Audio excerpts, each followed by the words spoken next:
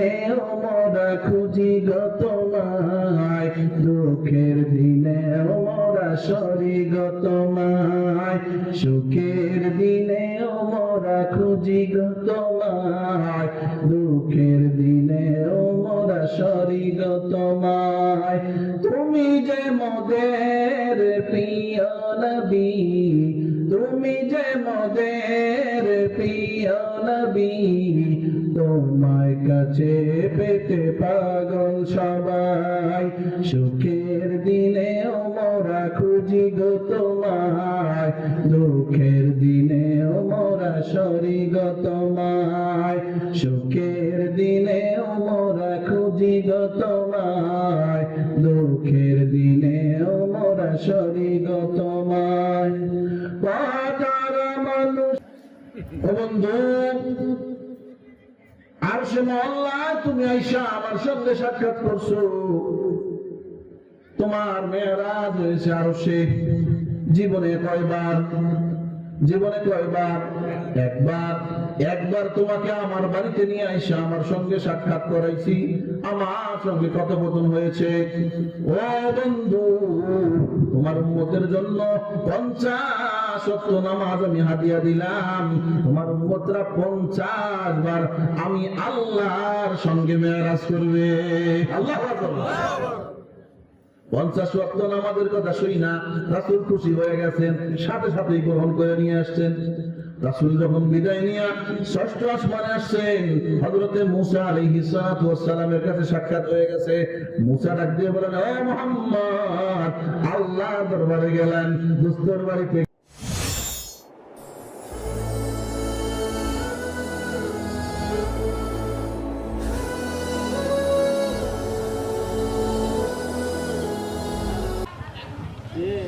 আসসালামু আলাইকুম ওয়া রাহমাতুল্লাহি ওয়া বারাকাতুহু। বেশি ঠান্ডা লাগছে?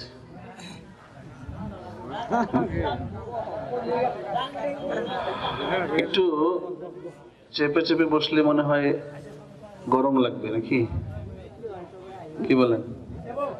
হ্যাঁ, বাহিরে যারা আছি সকলে চলে আসলে ফাঁকা জায়গাটা পুরো হয়ে যাবে, সকলে আরামের সাথে কোরআন এবং হাদিসের কথা শুনতে পারবো ইনশাআল্লাহ। একটু নাড়াচাড়া দিয়ে বসি না? হ্যাঁ, যে যেখানে আছি ওখান থেকে একটু সরে বসি, সওয়াবের নিয়তে, আল্লাহর জন্য। পেছনে যারা আছি একটু চেপে আসি সামনের দিকে।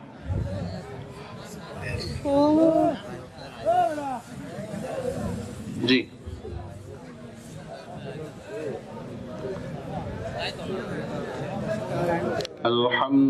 আলহামদুলিল্লাহ আলহামদুলিল্লাহিল্লাযী জাআলাশ শামসা ওয়াল কমারা বিহুসবান ওয়ান নাজমা ওয়াশ শাজারা ইয়াসজুদান ওয়া ফাদ্দালা জামানান আলা জামান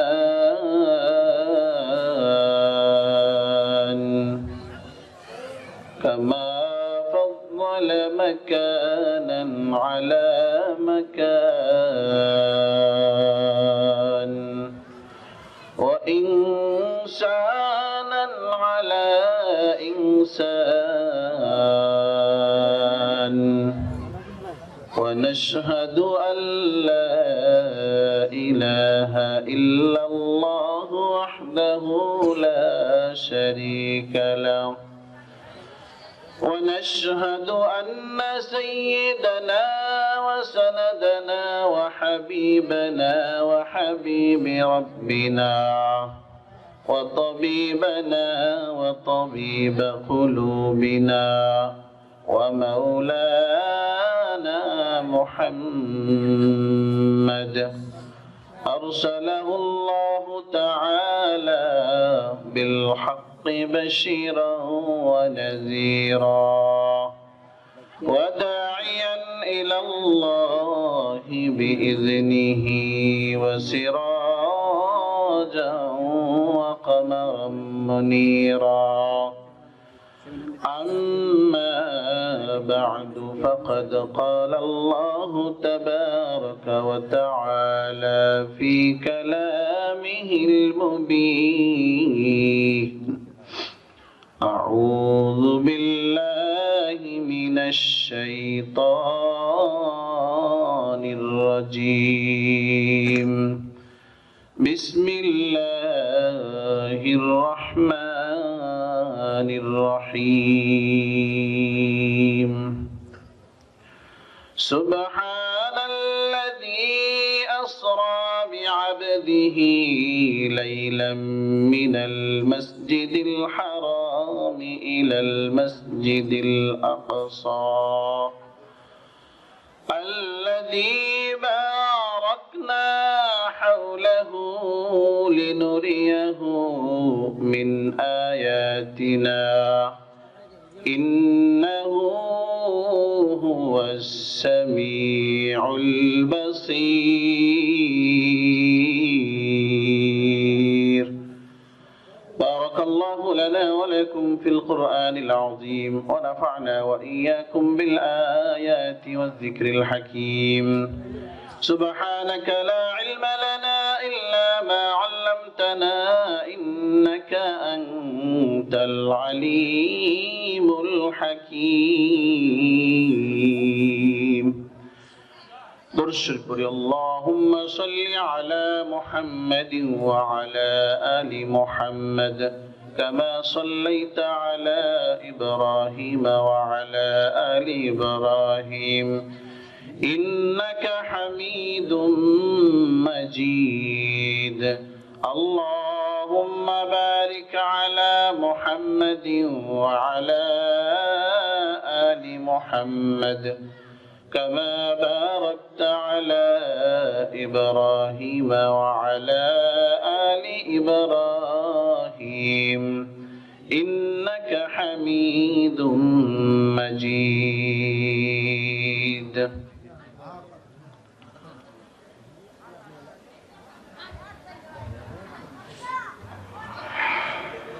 কৈলাটি নামাপাড়া বাইতুন নূর জামে মসজিদ ও যুব সমাজের উদ্যোগে প্রথম বার্ষিক ইসলামী সম্মেলনের সম্মানিত সভাপতি সাহেব, আমার পূর্বে আলোচনা করেছেন উলামা ইকরাম, সামনে উপবিষ্ট মুরব্বিয়ানে আযম, যুবক ভাইরা, পর্দার অন্তরালে আবেদা সালেহা, আমার মা ও বোনেরা, সর্বপ্রথম সেই মহান স্রষ্টার আলিশান দরবারে লাখ কোটি শুকর সুজুদ যে মহান তাবারক ওয়া তাআলা আপনাকে আমাকে যাচাই করে বাছাই করে নির্বাচিত করে মুনতাখাব করে আজকের এই বরকতি সামিয়ানার নিচে আসার বসার তৌফিক দিয়েছেন। সেই মহান স্রষ্টার আলিশান দরবারে অন্তঃস্থল থেকে ভক্তি ভরে সমস্বরে এক আওয়াজে আওয়াজকে বুলন্দ করে শুকরিয়াতান আদায় করি, সকলে বলি আলহামদুলিল্লাহ। আমি যতটুকু জানি আপনাদের এই এলাকায় সর্বপ্রথম মাহফিল, নাকি বলেন? প্রথম মাহফিল এটা, না? আল্লাহ তাআলা এত বড় একটা সৌভাগ্য দিয়েছেন আপনাদের যুবকদেরকে যে আপনারা একটা জান্নাতের বাগান সাজাইতে পারছেন। এজন্য আপনারা খুশি না বেজার? বেশি না কম? একটু জোরে বলেন না। মাশাআল্লাহ, বরকতি একটা প্যান্ডেল। অনেক ওয়াজ শুনেছেন, সর্বশেষ আল্লাহ তাআলা আদমকে এখানে বসাইছেন। আমি ছোট মানুষ, আপনাদের সামনে কি বলবো, যতটুকুই বলি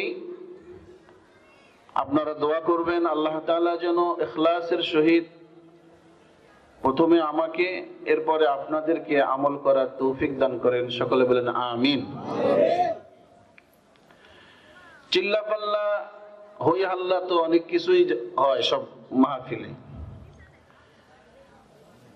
কিন্তু আমাদের এই মাহফিলটা একটু ব্যতিক্রম ধরনের হলেই ভালো হয় না? যে আমরা কিছু শিখি, আমরা তো শেখার জন্যই মাহফিল দিছি, তাই না?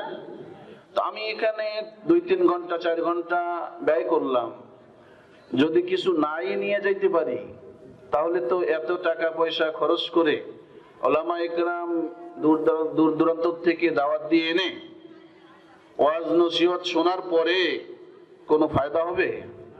কোনো ফায়দা হবে না। এখান থেকে কিছু শিখতে হবে। আমি যেটা আগে জানি নাই এখন জানবো, জেনে এটা পকেটে নয়, পকেটে নিয়ে যাবো না, পকেটে তো নিয়ে যাওয়া যাবে না, মুখস্থ করে ব্রেনটে ধারণ করে এটাকে বাড়ি পর্যন্ত নিয়ে যাব, বাকি জিন্দেগি এটার উপর আমল করব। রাজি আছি ইনশাআল্লাহ? হ্যাঁ, যদি রাজি থাকি তাহলে আমার মাহফিলের কিছু শর্ত আছে, আমার সঙ্গে একটু হ্যাঁ হু করতে হবে, নড়াচড়া করতে হবে, কথাবার্তা জিজ্ঞেস করলে জবাব দিতে হবে। দেবেন তো ইনশাআল্লাহ? হ্যাঁ, দিতে হবে। তাহলে আপনারাও শিখতে পারবেন, আমারও কিছু লাভ হবে। তাছাড়া এমনি বসে থেকে সময় নষ্ট করে এই শীতের মধ্যে কষ্ট করে ল্যাপ কম্বল ছাইরা আইসা এখানে বসে আছে, এই যে মুরব্বী বাবারা কত বয়স হয়ে গেছে, আমার দাদাকে আমি দেখি নাই, আমার দাদার বয়সের হয়ে গেছে, এত কষ্ট করে বসে আছি, এতক্ষণ ঘরে থাকলে ল্যাপের নিচে শুয়ে কত সুন্দর একটা ঘুম দেওয়া যেত। এখানে বসে আছি, এখান থেকে কিছু নিয়ে যাবো ইনশাল্লাহ। রাজি আছেন ইনশাল্লাহ? আমাকে বিষয়বস্তু দেওয়া হয়েছে, হুজুর আমাদের এলাকার লোকেরা বলছে, আমাকে যে ভাই দাওয়াত দিয়েছেন আলামিন ভাই, উনি বলছেন যে হুজুর আমাদের এলাকার লোকেরা একটু মেরাজের ঘটনাটা শুনতে চায়। সত্যি আপনারা শুনতে চান? হ্যাঁ, মেরাজের ঘটনা আল্লাহ রাব্বুল আলামিন যেভাবে বর্ণনা করছেন কোরআন এবং হাদিসে যেভাবে আছে এতটুকু আমরা শুনবো, বাকি বানোয়ার যে ঘটনাগুলো আছে এগুলো আমরা বাদ দেবো। ঠিক আছে ইনশাআল্লাহ? তো পুরোপুরি আলোচনা তো সম্ভব নয়, এটা ব্যাখ্যা করতে গেলে অনেক সময় লাগবে, জন্য মূল পয়েন্ট গুলো আমি আপনাদের সামনে পেশ করার চেষ্টা করব। ওয়ামা তৌফিকি ইল্লা বিল্লাহ, আল্লাহ যতটুকু করেন ইনশাআল্লাহ। সর্বপ্রথম আমি যে আয়াতটা তেলাওয়াত করেছি, এই আয়াতটা কোরআনে মাজিদের 15 নম্বর পারায় সূরা ইসরাইল, সূরা ইসরাও বলে, সূরা বনী ইসরাইলও বলে। সূরা বনী ইসরাইলের প্রথম আয়াত। এই আয়াতে আল্লাহ রাব্বুল আলামিন বলতেছেন, সুবহানাল্লাযী আসরা বিআবদিহি লাইলাম মিনাল মাসজিদিল হারাম ইলাল মাসজিদিল আকসা।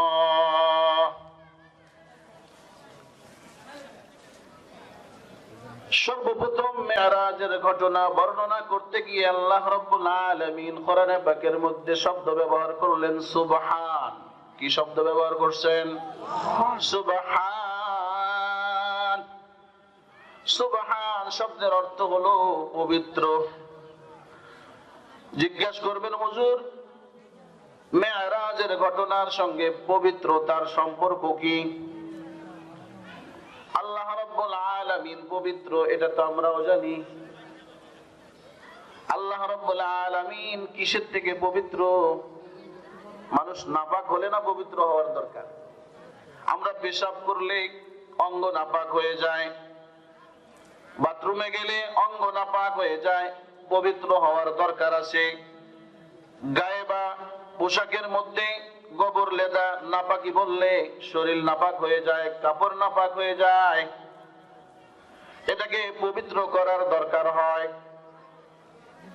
সুবহান শব্দের অর্থ হলো পবিত্র। আল্লাহ রাব্বুল আলামিন মেরাজের ঘটনা বর্ণনা করবেন, এখানে পবিত্রতা বর্ণনা করার কি দরকার আছে?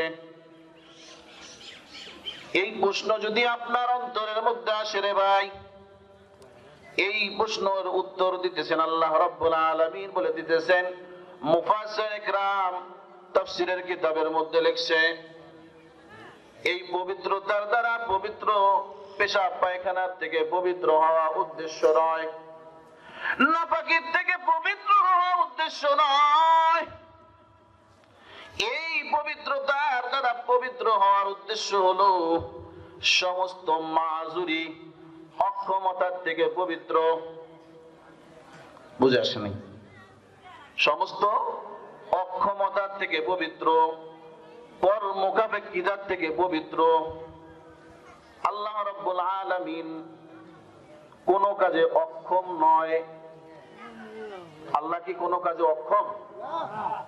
আমি আপনি মাখলুক, আমরা অক্ষম, আল্লাহ সক্ষম। আল্লাহ কি সক্ষম, আমি আপনি অক্ষম। এই জন্য আমার অন্তরের মধ্যে প্রশ্ন আসছে, যখন এই মেরাজের ঘটনা বর্ণনা করা হয়, যখন এই বর্ণনা করা হবে যে এক রাতে নয়, এক ঘন্টায় নয়, রাতের কিছু অংশের মধ্যে, মুহূর্তের মধ্যে আল্লাহ রাব্বুল আলামিন তার হাবিবকে মক্কা মুকাররমা থেকে নিয়ে বাইতুল মুকাদ্দাস থেকে নিয়ে 7 আসমান পাড়ি দিয়ে আরশে মাওলা আল্লাহর বাড়ি পর্যন্ত নিয়ে গেছেন। সুবহানাল্লাহ বলেন না? এই কথাটা যখনই আপনাদের সামনে বর্ণনা করা হবে, তখন আপনার মনের মধ্যে প্রশ্ন আসবে, এত অল্প সময়ে এত বড় কাজ কেমনে সম্ভব? এটা হতে পারে না। এই কথার উত্তর দেওয়ার জন্য আল্লাহ রাব্বুল আলামিন কোরআনে পাকের সর্বপ্রথম শব্দ ব্যবহার করেছেন সুবহান। কি করছেন? বলেন না, কি শব্দ ব্যবহার করছেন?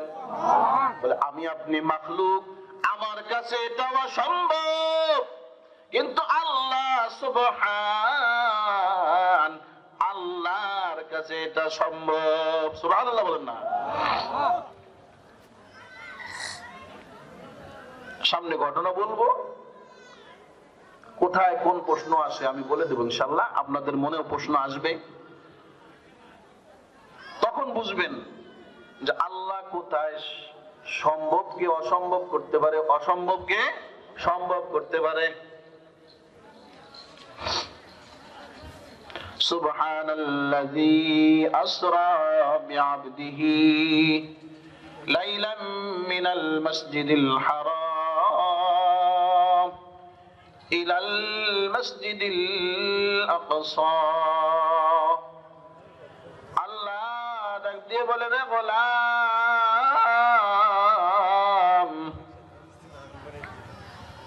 আমি মাওলা পবিত্র, আমার বান্দাকে বাইতুল্লাহ থেকে নিয়ে বাইতুল মুকাদ্দাস পর্যন্ত আমি আল্লাহ রাত্রের কিছু অংশে সফর করাইছি।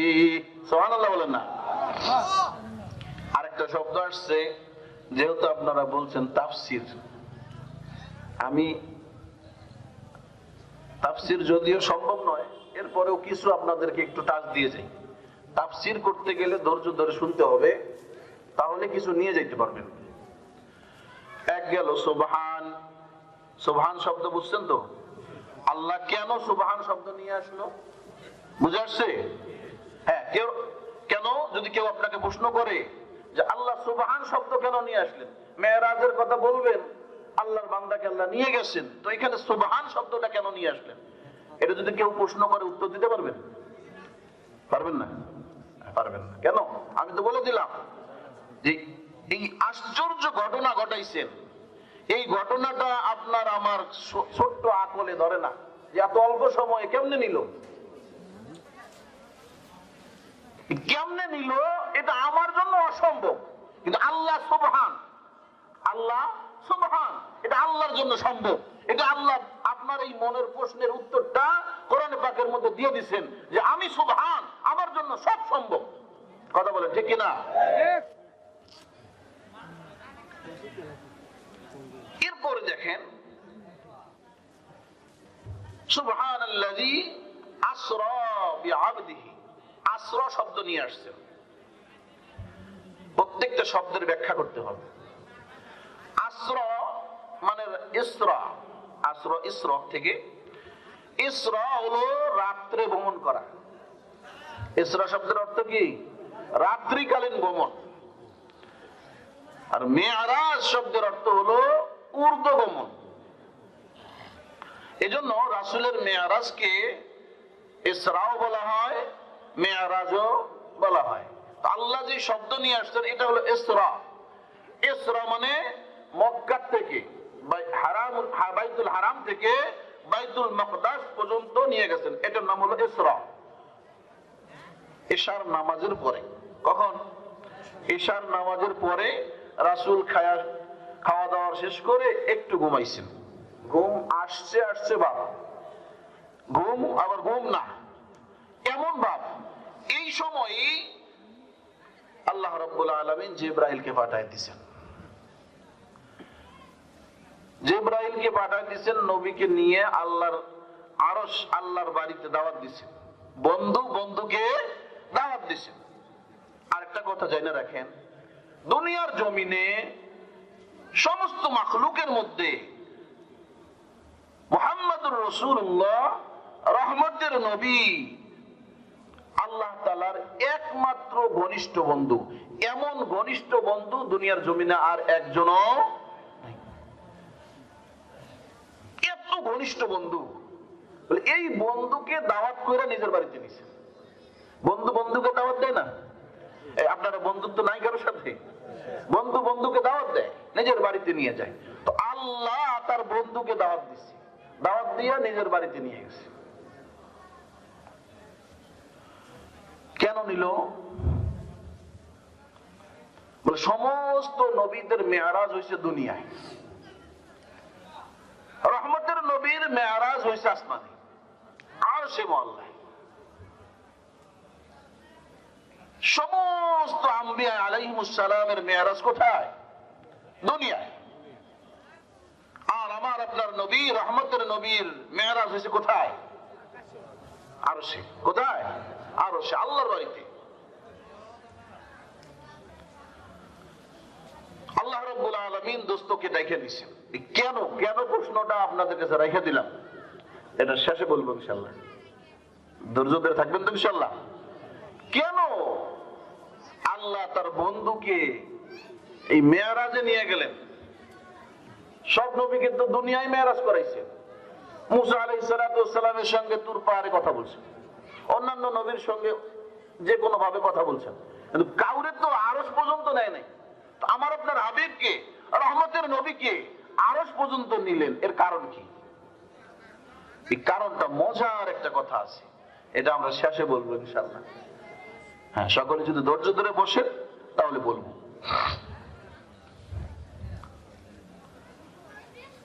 রাসূল আকরাম সাল্লাল্লাহু আলাইহি ওয়াসাল্লাম উম্মে হানির ঘরে এশার নামাজের পরে শায়িত ছিলেন, ঘুম ঘুম ভাব। এমন অবস্থায় জিবরাইলকে আল্লাহ রাব্বুল আলামিন পাঠিয়ে দিলেন, ও জিবরাইল যাও আমার দোস্তকে নিয়ে আসো, জান্নাত থেকে বোরাক নিয়ে যাও, বোরাককে সুসজ্জিত করে আমার দোস্তের সামনে নিয়ে যাও। হযরত জিবরাইল, হযরত মিকাইল, কোন বর্ণনায় আসছে 3 জন, কোন বর্ণনায় আসছে 2 জন ফেরেশতা উম্মে হানির ঘরের মধ্যে আসলো। সুন্দরভাবে দরজা দিয়ে, দরজায় নক করে ঢোকে নাই, ছাদ ফাঁকা করে ছাদের উপর দিয়ে আসছে, দরজা লাগানো, দরজা ভেতর থেকে লক করা। জিবরাইল আসছে ছাদের উপর দিয়ে, ছাদ ফাঁকা হয়ে গেল। রাসূল বলেন, মনে হয় আমি দেখতেছি যে ছাদটা ফাঁকা হয়ে গেল। জিবরাইল মিকাইল আমার সামনে আসলো, আসার পরে আমাকে নিয়ে ওই ছাদের ফাঁকা দিয়ে আবার চলে গেল। আবার ছাদ আগের মতো জোড়া লেগে গেছে। আল্লাহু আকবার বলেন না? রাসূল আকরাম সাল্লাল্লাহু আলাইহি ওয়াসাল্লাম রহমতের নবী আমার, তন্দ্রা তন্দ্রা ভাব। হাজী সাহেব যারা আছেন তারা বাইতুল্লাহ শরীফে দেখেছেন, কাবা শরীফের সাথে যে অংশটা ছোট্ট একটা ওয়াল করা আছে, এটাকে হাতিম বলা হয়। কি বলা হয়? হাতিমে কাবা। এই হাতিমে কাবার মধ্যে নিয়ে যাওয়া হয়েছে, টেক লাগায় দেওয়া হয়েছে। রাসূল বলেন, আমার ঘুম ঘুম ভাব আসতেছে। এই ঘুম, এই জাগ্রত। জিবরাইল আমাকে শোয়ায় দিলেন। শোয়ানোর পরে আমার ওপেন হার্ট সার্জারি হলো। কি হলো? Open heart surgery. শক্তে সদর বলে আরবিতে, যেটা আমরা বর্তমান ভাষায় বুঝি ওপেন হার্ট সার্জারি। রাসূল বলেন, কোন অস্ত্রের প্রয়োজন হলো না, কোন ঔষধের প্রয়োজন হলো না। ঔষধ ছাড়া, অস্ত্র ছাড়া, ছুরি ছাড়া, ব্লেড ছাড়া জিবরাইল শুধু আঙ্গুলটা এভাবে টান দিল, পুরা সিনাটা আমার দুই ভাগ হয়ে গেল। রাসূল বলেন, আমি নিজ চোখে দেখতেছি, ভেতর থেকে আমার আত্মাটা বের করা হলো, আমার নফসকে বের করা হলো, স্বর্ণের পেয়ালার মধ্যে রাখা হলো। স্বচোখে আমি দেখতেছি এগুলো জমজমের পানি দ্বারা ধৌত করা হলো। জমজমের পানি দ্বারা ধৌত করে আবার আমার নফসটা নিজ নিজ জায়গার মধ্যে ছেদ করে দিয়ে জিবরাইল আমার বুকের হাড়গুলো এমন ভাবে চাপ দিল, আবার আগের যেমন হাড় ছিল অটোমেটিক সেইভাবে লেগে আছে। আল্লাহু আকবার বলেন না।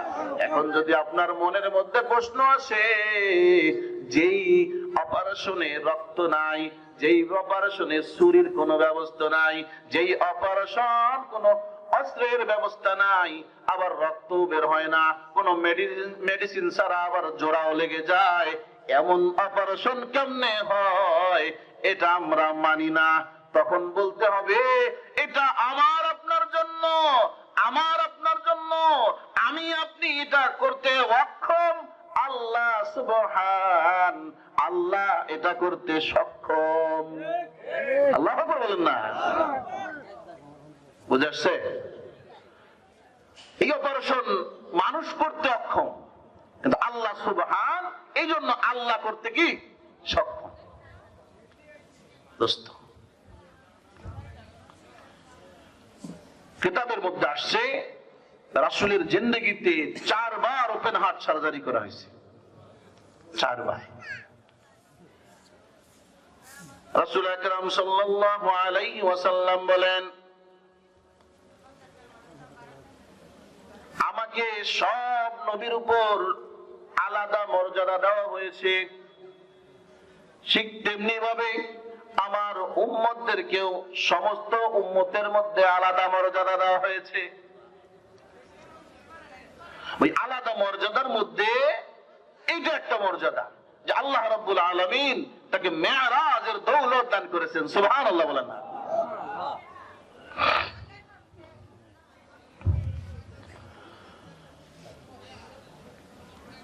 জিবরাইল বুরাক নিয়ে আসলেন, জান্নাত থেকে বুরাক নিয়ে আসলেন। বুরাক একটা জন্তু, ঘোড়ার মতো। কিতাবে আসছে গাধার চেয়ে একটু বড়, খচ্চরের চেয়ে একটু ছোট। গাধার খচ্চর চেনেন তো? আপনারা তো গ্রামের মানুষ, গাধা খচ্চর চেনার কথা। গাধার চেয়ে একটু বড়, খচ্চরের চেয়ে একটু ছোট, ঘোড়ার আকৃতি। এটা হলো বাহন। এখানে অনেক ব্যাখ্যা, এদিকে আমরা যাব না। বারকুন শব্দ থেকে বোরাক, বারকুন শব্দের অর্থ হলো বিজলি, বিদ্যুৎ। এই বিদ্যুৎ সেকেন্ডে কত দূর যায় চিন্তা করছেন? এখানে সুইচ দিছেন, আপনার নেত্রকোনা শহরে বাতি জ্বালায় দিছেন, কতক্ষণ লাগবে যেতে? 1 মিনিট। এক মুহূর্তে টিপ দাও শেষ, বাতি জ্বালাও শেষ। বারকুল শব্দ থেকে হলো বোরাক। আল্লাহ রাব্বুল আলামিন এমন এক বাহন পাঠাইছেন, বলে এই বাহনটা তার চোখের পলক যেখানে পড়ে, এক পাও এখানে আরেক পাও যেখানে চোখের পলক পড়ে সেখানে যায়। সুবহানাল্লাহ বলেন না? এটা আবার ওরেও। এখন বলবেন যে হুজুর, ঘোড়ার মতো প্রাণী, এটা আবার ওরে কেমনে? এটা কেমনে সম্ভব? আমার আপনার জন্য এটা অসম্ভব, আল্লাহর জন্য সম্ভব। আল্লাহ সুবহান, এজন্য আল্লাহর জন্য কি সম্ভব।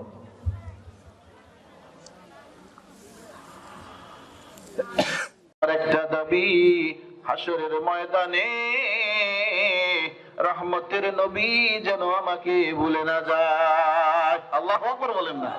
বোরাক তার মোহাব্বত জয়ের করেছে, বোরাক তার মোহাব্বত আর ভালোবাসা দেখাইছে। মুসলমান, আমি আপনি তো রাসূলের, সেই রাসূলের উম্মত, কতটুকু মোহাব্বত আর কতটুকু ভালোবাসা দেখাইতে পারলাম একটু চিন্তা করেন। বালিশে যখন মাথাটা লাগাবেন, মুসলমান, কোন হুজুরের ওয়াজের দরকার নাই, আপনার ওয়াজ আপনার নিজের হয়ে যাবে। বালিশের সঙ্গে মাথাটা লাগানোর পর মনে মনে একটু চিন্তা করেন, যে রাসূল আমার জন্য এত কিছু করলেন, এই রাসূলের জন্য কতটুকু মহব্বত আমার অন্তরে। চিন্তা করলে বের হবে কি হবে না? বাইতুল্লাহ থেকে বাইতুল মাকদাস পর্যন্ত যাওয়া হলো। সংক্ষেপে বলতেছি, সমস্ত নবীদেরকে আল্লাহ রাব্বুল আলামিন বাইতুল মুকাদ্দাসে জীবিত অবস্থায় নিয়ে আসছেন। নবীরা মৃত না জীবিত? কথা বলেন না যে সমস্ত নবী জীবিত তার কবরে। সমস্ত আহলে সুন্নাত ওয়াল জামাআতের আকীদা হলো সমস্ত নবীরা তাদের স্ব কবরের মধ্যে জীবিত অবস্থায় আছে, কোনদিন কোথাও যান না। একদিন এক জায়গায় গেছিলেন একটা উদ্দেশ্যে, সেটা কি?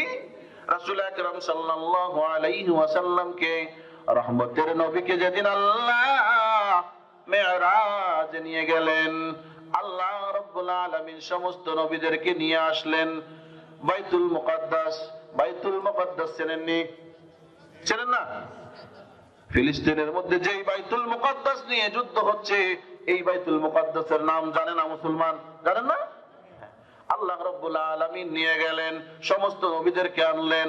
আমার নবী দাঁড়ায় আছে, সব নবীরা একজন আরেকজনের দিকে তাকায়। আজকের নামাজের ইমামতি করবে কে? নবী রাসূলেরা, আল্লাহর পক্ষ থেকে আদেশ আসছে, যাও বাইতুল মুকাদ্দাসে যাও, 2 রাকাত নামাজ পড়তে হবে। বলে 2 রাকাত নামাজের ইমামতি করবে কি? একজন আরেকজনের দিকে তাকায়। জিবরাইল হাতটা ধইরা রহমতের নবীকে সামনে বাড়ায় দিবেন। ও রাসূল, ইয়া হাবিবাল্লাহ, আজকে আল্লাহ তাআলা সমস্ত নবীকে এখানে একত্রিত করেছেন, তার একটাই উদ্দেশ্য, সেটা হলো সমস্ত নবী এবং রাসূলের ইমাম আপনাকে বানাবে, আর সমস্ত নবী এবং রাসূলরা আপনার মুক্তাদি হয়ে নামাজ আদায় করবে। আল্লাহু আকবার বলেন না? এই জন্য বলা হয় ইমামুল মুরসালিন। সমস্ত রাসূলের ইমাম কে? বলেন না? আমার আপনার নবী মুহাম্মদুর রাসূলুল্লাহ। চিৎকার দিয়ে বলেন সাল্লাল্লাহু আলাইহি ওয়াসাল্লাম। এখন অনেকের মনে প্রশ্ন আসে, হুজুর এই নামাজটা যে পড়ছি, এটা কোন নামাজ ছিল? প্রশ্ন আসে না? এটা কোন নামাজ ছিল? বলে আমাদের 5 ওয়াক্ত নামাজের একটাও ছিল না, কারণ রাসূল তো ঈশার নামাজের পরে ঘুমাইছে, এর পরে না সব শুরু হয়েছে। এটা হলো রাসূল আকরাম সাল্লাল্লাহু আলাইহি ওয়াসাল্লামকে ইমাম বানাবে আল্লাহ, আর সমস্ত নবীকে মুক্তাদি বানাবেন। এই নফল 2 রাকাত নামাজ ছিল। বুঝাচ্ছে? এটা 2 রাকাত নফল নামাজ ছিল, আমাদের 5 ওয়াক্ত নামাজের কোন নামাজ না। এই পর্যন্ত হলো সফরটা ইসরা। এখানে সব নবীরা এক একজন এক এক রকম ভাবে ভাষণ দিচ্ছেন। সব নবীদের ভাষণের মুখতাসার খোলাসা হলো যে মুহাম্মদুর রাসূলুল্লাহ সর্বশেষ সর্বশ্রেষ্ঠ রাসূল। চিৎকার দিয়ে বলেন আল্লাহু আকবার। আমরা সর্বশ্রেষ্ঠ রাসূলের শ্রেষ্ঠ উম্মত, শ্রেষ্ঠ নবীর শ্রেষ্ঠ উম্মত। এদিকে কথা গেলে আবার অন্যদিকে চলে যাব। আমরা কি ভাই? শ্রেষ্ঠ নবীর শ্রেষ্ঠ উম্মত। খুশি হন নাই? বেজার হইতেন মনে হয়। আমরা শ্রেষ্ঠ নবীর শ্রেষ্ঠ উম্মত। আমি আগেই বলেছিলাম রাসূল আকরাম সাল্লাল্লাহু আলাইহি ওয়াসাল্লাম বলেছেন, ইন্নাল্লাহা ফাদ্দালানি আলাল আম্বিয়া ওয়া ফাদ্দালা উম্মতি আলাল উমাম আও কামা ক্বালা আলাইহিস সালাতু ওয়াস সালাম। রাসূল বলেন, অন্য সব নবীর উপর আমাকে ফজিলত দেওয়া হয়েছে, আর আমার উম্মতকে সমস্ত নবীর উম্মতের উপর শ্রেষ্ঠত্ব দান করা হয়েছে। সুবহানাল্লাহ বলেন না? এখান থেকে শুরু হলো বাইতুল মুকাদ্দাস থেকে নিয়ে আর দুনিয়ার কোনো সফর নয়, এখন আসমানের দিকে সফর। মুরাদ রাসূল আকরাম সাল্লাল্লাহু আলাইহি ওয়াসাল্লামকে নিয়ে সওয়ার আরম্ভ করে দিল। এই মহাশূন্য আপনাদেরকে উদাহরণ দিলে আরো বুঝে আসবে। আমরা মনে করেন বাংলাদেশ থেকে এরোপ্লেনে হোক আর যেখানে যে কোনো জিনিস দিয়ে হোক রওনা করলাম। আপনি কি কোনোদিন শুনেছেন যে এরোপ্লেন গিয়ে কোনো পাহাড়ের সঙ্গে ধাক্কা লাগছে? লাগে না। কেন? যে পৃথিবীটা হলো মাঝখানে। এই যে আমি ধরছি না, এটা হলো পৃথিবী, মাইকটা এর সাইড দিয়ে পুরাটা বেষ্টন করে আছে। এটা হলো মহাশূন্য, এটা একটা শূন্য জায়গা। এই শূন্য জায়গা দিয়ে কিন্তু চলাচল হচ্ছে। এই জন্য কোনো পাহাড়ের সঙ্গে ধাক্কা লাগে না, কোনো কিছুর সঙ্গে ধাক্কা লাগে না। তো যাই হোক, আমি যেটা বুঝাবো সেটা হলো এই পৃথিবীর থেকে, মাটির থেকে নিয়ে, জমিন থেকে নিয়ে এই মহাশূন্যর যে দৈর্ঘ্য, এই মহাশূন্যের দৈর্ঘ্যটা হলো 500 বছরের রাস্তা। এরপরে ওখান থেকে আবার আসমান, প্রথম আসমানের দূরত্ব হলো 500 বছরের রাস্তা। বুঝে আসছে? আবার প্রত্যেক আসমানের পরে, এভাবে 7টা আসমান আছে, এরপরে প্রত্যেক আসমানের পরে এক একটা করে মহাশূন্য আছে। তাহলে মহাশূন্যের দূরত্ব 500 বছরের রাস্তা, প্রত্যেকটা আসমানের দূরত্ব 500 বছরের রাস্তা। তাহলে 7 মহাশূন্য, 7 আসমান, কয়টা হলো? 14টা না? 14টা 500 বছর করে হলে কত হয়? 7000 বছর না? 7000 বছর। এই হলো দূরত্ব, 7 আসমান এবং 7 মহাশূন্যের দূরত্ব। আমি বলতেছিলাম আমাদের বিজ্ঞানীরা সফলতা পাইছে। সর্বপ্রথম চাঁদের দেশে গেছে কে? Neil Armstrong. আল্লাহ রাব্বুল আলামিন যখন দুনিয়া সৃষ্টি করছেন, রাসূলকে পাঠাইছেন, আল্লাহ তখন জানে না যে 1500 বছর পরে বা 1400 বছর পরে নীল আর্মস্ট্রং নামে একজন ব্যক্তি আসবে, সে চাঁদের দেশ যাবে, চাঁদ দেখে আসবে। এটা আল্লাহ জানেন কি জানেন না? জানেন।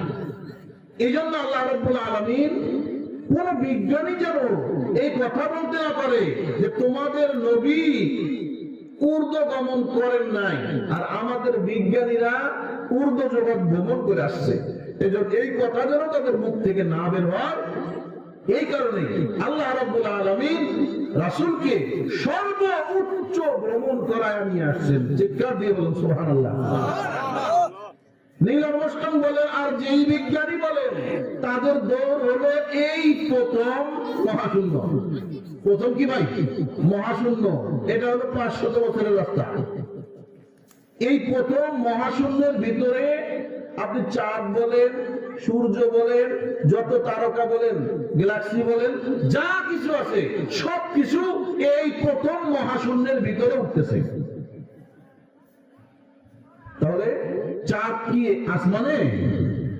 কথা বলে না যে মুসলমান, আমার কথা বুঝতেছেন না? চাঁদ কোথায়? পৃথিবীতে, এই প্রথম মহাশূন্যের ভিতরে, আসমানে নয়।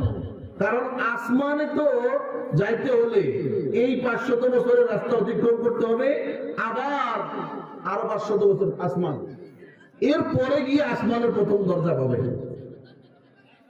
কারো জন্য এখানে যাওয়া সম্ভব? এখন তো এমন যন্ত্র বের হয়েছে যে কয়েক ঘন্টার মধ্যে চাঁদে যাওয়া যায়। এজন্য যত বিজ্ঞানী বলেন সব এই পৃথিবীর মধ্যে, এটা হলো এই প্রথম মহাশূন্যের নিচে, উপরে নয়। আল্লাহ রাব্বুল আলামিন এটাই বুঝাইতেছেন যে তোরা যতই উন্নতি করস না কেন, আসমান পর্যন্ত পৌঁছার যোগ্যতা কারো আসেনি। আরেকটু বলি, জিবরাইল যখন রহমতের নবীকে নিয়ে প্রথম আসমানের দরজায় গেছেন, হাদিস শরীফে আসছে, দরজার মধ্যে আওয়াজ করছে। বাহির থেকে যেমন আওয়াজ করা হয়েছে, প্রত্যেকটা আসমানের গেটের দারওয়ান আছে। প্রথম আসমানের গেটের দারওয়ানের নাম ইসমাইল, কি না? দারওয়ান ডাক দিয়ে বলেন, মানান্তা, কে আপনি? সর্বশ্রেষ্ঠ ফেরেশতাদের লিডার জিবরাইল ডাক দিয়ে বলে, আমি আনা জিবরাইল, আমি জিবরাইল। ও ভাই জিবরাইল, তুমি তো আল্লাহর নৈকট্য প্রাপ্ত ফেরেশতা, আসমানের উপরেও তোমার কাজ, জমিনের মধ্যেও তোমার কাজ থাকে। তুমি জমিনে গেছিলা, তুমি আসছো জান্নাতে, আমি আসমানের দরজা খুলে দিতে পারি। কিন্তু ভাই জিবরাইল, তোমার সাথে যে একটা লোক দেখা যায়, এই ব্যক্তিটাকে জিবরাইল পরিচয় দেয়, ইনি হলেন রহমতের নবী, দো জাহানের সরদার মুহাম্মাদুর রাসূলুল্লাহ সাল্লাল্লাহু আলাইহি ওয়াসাল্লাম। আবার প্রশ্ন আসলো, মুহাম্মাদুর রাসূলুল্লাহ বুঝলাম, আল্লাহ কি তাকে আনার জন্য পাঠাইছে নাকি, তাকে নিয়ে আসার জন্য পাঠাইছে নাকি? জিবরাইল বলে, ফেরেশতা, শুধু নিয়ে আসার জন্য নয়, স্পেশালি ইনভাইট করা হয়েছে, তাকে স্পেশালি ভাবে দাওয়াত করে আল্লাহর বাড়িতে নিয়ে যাওয়ার জন্য আনা হয়েছে। আল্লাহু আকবার বলে। প্রথম আসমানের দরজার দারওয়ান সাথে সাথে দরজা খুলে দিয়েছে। এখন আপনারা একটু বলেন তো, যদি নীল আর্মস্ট্রং চাঁদ দেখার জন্য, এই চাঁদের দেশে যাওয়ার জন্য চাঁদ যদি আসমানেই হয়, তাহলে কারো বাপের স্বার্থ আসেনি আসমান পর্যন্ত যাওয়া? সব ফেরেশতাদের সর্দার জিবরাইল, আবার সমস্ত মাখলুকের মধ্যে শ্রেষ্ঠ মাখলুক মুহাম্মাদুর রাসূলুল্লাহ, তাকে নিয়ে সাথে গেছেন। এরপরেও দারওয়ান আটকা দিছে কি দেয় নাই? দিছে। তাহলে নীল আর্মস্ট্রং কোন নবী হলেন, না ওলি হলেন, না রাসূল হলেন যে সে আসমান ভেদ করে চাঁদে যাবে? এটা হতে পারে? এখন বুঝে আসছে? প্রথম আসমানে এইভাবে কথাবার্তা হওয়ার পরে প্রথম আসমানে নবী রাসূলদের সঙ্গে সাক্ষাৎ হয়েছে। আদম আলাইহিস সালাতু ওয়াস সালামের সাথে সাক্ষাৎ। আদম আলাইহিস সালাতু ওয়াস সালাম তার জন্য দোয়া করছেন। আদম বসে আছেন, ডান দিকে এক দল, বাম দিকে এক দল। রাসূল আকরাম সাল্লাল্লাহু আলাইহি ওয়াসাল্লাম বলেন, ভাই জিবরাইল, এরা কারা? আদম আলাইহিস সালাতু ওয়াস সালাম একবার ডান দিকে তাকায়, ডান দিকে তাকানোর সময় হেসে দেয়, বাম দিকে তাকায়, বাম দিকে তাকানোর সময় আদম আলাইহিস সালাতু ওয়াস সালাম চোখ থেকে পানি ছেড়ে দেয়। জিবরাইলকে ডাক দিয়ে বলেন, ভাই জিবরাইল, আদম আলাইহিস সালাতু ওয়াস সালাম বুঝলাম উনি যে ডান দিকে তাকাইতেছেন এই কারণটা কি, বাম দিকে তাকায় এই কারণটা কি, আর বাম আর ডান দিকে যারা আছেন এরা কারা?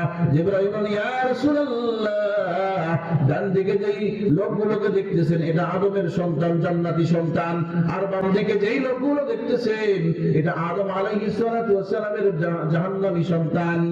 আদম যখন ডান দিকে তাকায় জান্নাতি সন্তানদেরকে দেখে হেসে দেয়, আবার বাম দিকে যখন তাকায় জাহান্নামীদেরকে দেখে কেঁদে দেয়। আল্লাহ আমাদের ডান দিকের আদমের সন্তানের মধ্যে অন্তর্ভুক্ত করেন, সকলে বলেন আমিন।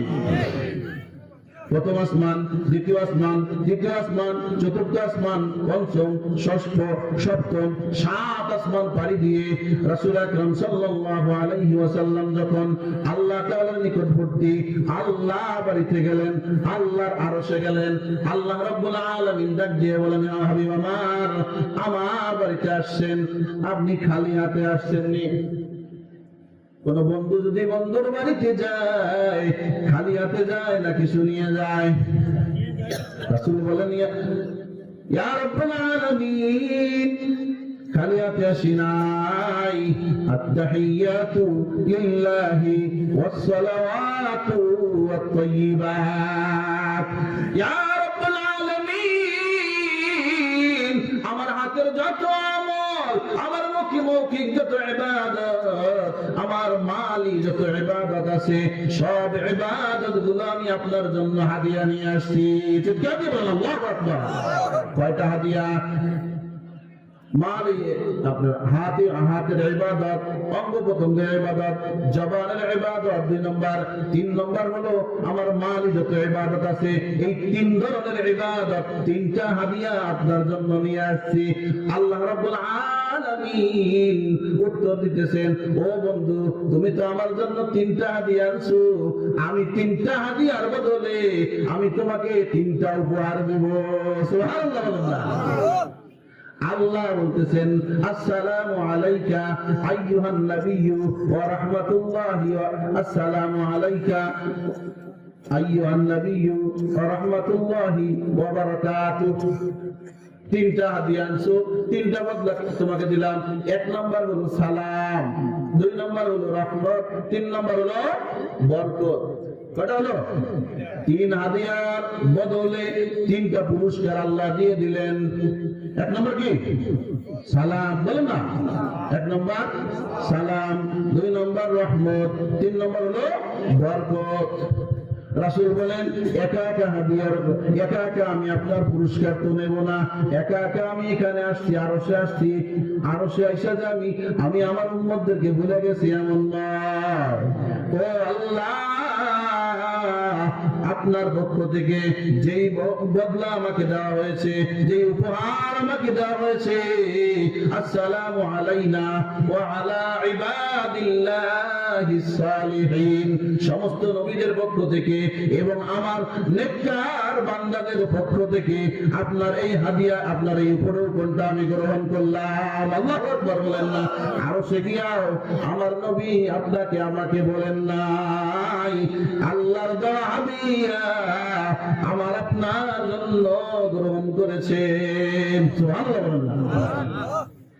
এই হলো বন্ধুদের, 2 বন্ধুর মাঝখানে প্রথম আলাপ। 2 বন্ধুর মাঝখানে প্রথম আলাপ। সব অনেক আলাপ হয়েছে, এগুলো সব তো বলা সম্ভব না, কিছু কিছু বলতেছি আমি। আমাদের সমাজে এক শ্রেণীর লোক আছে, যে মেরাজে যে রাসূল আরশে গেছেন, আল্লাহ এবং রাসূলের মধ্যে কিছু কথা হয়েছে, এই কথাগুলো হলো গোপনীয় কথা। কি কথা? গোপনীয় কথা, যেটা কোরআন এবং হাদিসে কোথাও নাই। এটা শরীয়তের আলেমরা জানে না, মারেফতের যারা ফকির আছে, যারা পাগল আছে, এরাই শুধু জানে। চিৎকার দিয়ে বলেন নাউজুবিল্লাহ। যেই কথা, আমার কথা হলো, যেই কথা কোরআনে নাই, যেই কথা হাদিসে নাই, কোরআন মানে আল্লাহর কথা, হাদিস মানে রাসূলের কথা, রাসূলের কথাও নাই, আল্লাহর কথাও নাই, তুমি কার কাছে পাইলা ওই কথা? এটা আল্লাহর কথাও নয়, এটা রাসূলের কথাও নয়, এটা তাহলে কার কথা? চিৎকার দিয়ে বলেন, এটা হলো শয়তানের কথা। চিৎকার দিয়ে বলেন ঠিক না ঠিক? এটা কার কথা? শয়তানের কথা। যারা এগুলো বলে, এরা আল্লাহ মানে না, রাসূলও মানে না, কাকে মানে? শয়তানকে। কাকে মানে? শয়তানকে মানে। রাগ করলেন? এই ধরনের ফকির মনে হয় আপনাদের এই এলাকায় নাই, আমাদের দিকে আছে।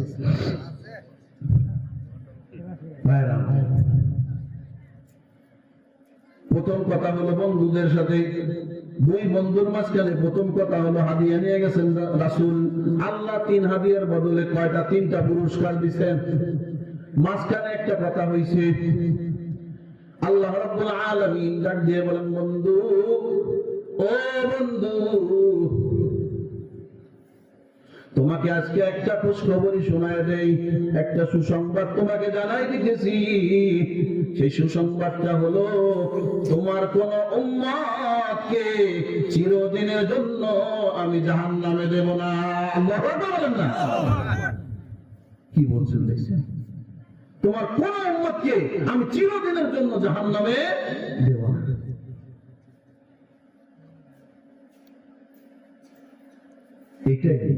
এই আল্লাহর এই কথাটাই রাসূল আকরাম সাল্লাল্লাহু আলাইহি ওয়াসাল্লামের হাদিস দ্বারা ব্যাখ্যা করছেন। কুল্লু উম্মতিন ইয়াদখুলুনাল জান্নাহ ইল্লা মান আবা। কিলা ইয়া রাসূলুল্লাহ মান আবা? ক্বালা মান আতানি ফাকাদ দাখালাল জান্নাহ ওয়া মান আসানি ফাকাদ আবা। আও কামা ক্বালা আলাইহিস সালাতু ওয়াস সালাম। রাসূল বলেন, আমার সব উম্মত জান্নাতে যাবে। আল্লাহ আকবার বলেন, ইল্লা মান আবা। আল্লাহর কথা। আল্লাহ কি বলছেন? তোমার সব উম্মতকে, কোন উম্মতকে চিরদিন আমি জাহান্নামে রাখবো না, সব দিনে জান্নাতে দেব। এখানে একটা কিন্তু আছে। এই কিন্তু আল্লাহ রাসূল বলতেছেন, রাহমাতুল নবী বলতেছেন যে কিন্তুটা হলো ইল্লা মান আবা, যেই ব্যক্তি আমাকে অস্বীকার করে। সাহাবারা জিজ্ঞেস করছেন, ইয়া রাসূলুল্লাহ, অস্বীকার করে মানে? কে আপনাকে অস্বীকার করে? বলে, যেই ব্যক্তিগুলো আমার ইতাআত করে, আমাকে অনুসরণ করে, আমাকে মানে, আমার সুন্নতের ইত্তেবা করে, এই সবগুলো জান্নাতে যাবে। আর যারা আমার ইতাআত করে না, আমাকে মানে না, এই সবগুলো আমারে অস্বীকার করছে। বুঝাচ্ছে কথা? এই জন্য দোস্ত, কোন জগতে আসি? শুধু আল্লাহ বলছেন সবাইকে আমি জান্নাতে দেব। অন্য হাদিসে আসছে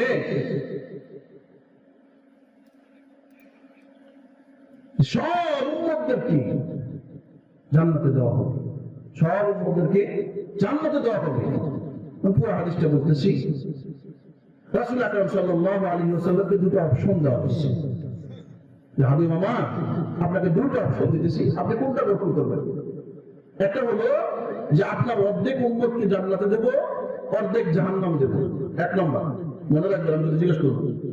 এক নম্বর কি বলছেন? অর্ধেক উম্মত জান্নাতি, অর্ধেক উম্মত জাহান্নামী। দ্বিতীয় নম্বর হলো আপনার নেককার উম্মত জান্নাতি, বদকার উম্মত জাহান্নামী। কিন্তু যারা জাহান্নামে যাবে, এদেরকে আবার আপনার সুপারিশে একদিন না একদিন জান্নাতে নিয়ে আসবে। দুটো অপশন। আল্লাহ কি বলছেন, আল্লাহ রাসূল কি বলছেন, এটা আমরা পরে শুনি। আপনি বলেন তো দেখি, কোনটা অপশন গ্রহণ করবেন আপনি? এক নম্বরটা না দুই নম্বরটা? বলেন না। আবার শুনেন, বোঝেন নাই এখন। এক নম্বরটা হলো অর্ধেক জান্নাতি, অর্ধেক জাহান্নামী। দুই নম্বরটা হলো নেককাররা জান্নাতি, বদকাররা জাহান্নামী। কিন্তু যারা জাহান্নামে গেছে, এদেরকে আবার আপনার সুপারিশে জান্নাতে নিয়ে যাবে। এখন বলেন, কয় নম্বরটা গ্রহণ করবেন? দুই নম্বরটা। কোন নম্বরটা? দুই নম্বরটা। এক নম্বর তো অর্ধেক জাহান্নামে যাবে, দুই নম্বরটায় জাহান্নামে যারা যাবে, এদেরকে আবার সুপারিশ করে জান্নাতে নিয়ে আসার সুযোগ আছে। রাসূল আকরাম সাল্লাল্লাহু আলাইহি ওয়াসাল্লাম দুই নম্বরটা গ্রহণ করছেন। রাসূল কোনটা গ্রহণ করছেন? দুই নম্বরটা গ্রহণ করছেন। কিন্তু হাদিসের শেষে আসছে, কিন্তু আমার যেই উম্মত শিরক করবে, আল্লাহর সাথে শিরক করবে, এইটাকে আর কোনোদিন জাহান্নাম থেকে উঠায়া জান্নাতে আনা হবে না। মুসলমান, শিরক করা যাবে না। আল্লাহর সঙ্গে কাউকে শিরক করেন না। শিরক মারাত্মক একটা গুনাহ। এই শিরকের মতো গুনাহ যে করছে, সে কোনোদিন জাহান্নাম থেকে মুক্তি পাবে না। এই জন্য শিরক থেকে বেঁচে থাকবেন ইনশাআল্লাহ। ইন্না শিরকা লাযুলমুন আযীম। এটা বড় জুলুম, বড় জুলুম। শিরক থেকে আমাদেরকে বেঁচে থাকতে হবে। আল্লাহ তাআলা আমাদের সকলকে শিরক থেকে বেঁচে থাকার তৌফিক দান করেন। সকলে আমিন। এই হলো মাঝখানের কথা। শেষের কথা কি? আমরা শেষের দিকে যাচ্ছি। শেষের কথা হলো আল্লাহ রাব্বুল আলামিন বন্ধুকে ডাক দিয়ে বলে, বন্ধু তোমার উম্মতের জন্য 50 ওয়াক্ত নামাজের আমি ব্যবস্থা করে দিলাম। সুবহানাল্লাহ বলেন না?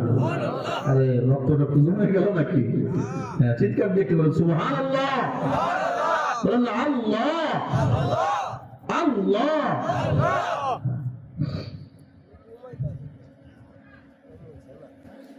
ও বন্ধু,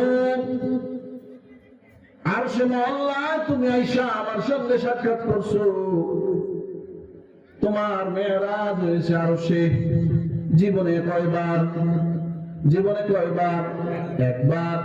একবার তোমাকে আমার বাড়িতে নিয়ে আইসা আমার সঙ্গে সাক্ষাৎ করাইছি, আমার সঙ্গে কথোপকথন হয়েছে। ও বন্ধু, তোমার উম্মতের জন্য 50 ওয়াক্ত নামাজ আমি হাদিয়া দিলাম। তোমার উম্মতরা 50 বার আমি আল্লাহর সঙ্গে মেরাজ করবে। আল্লাহু আকবার।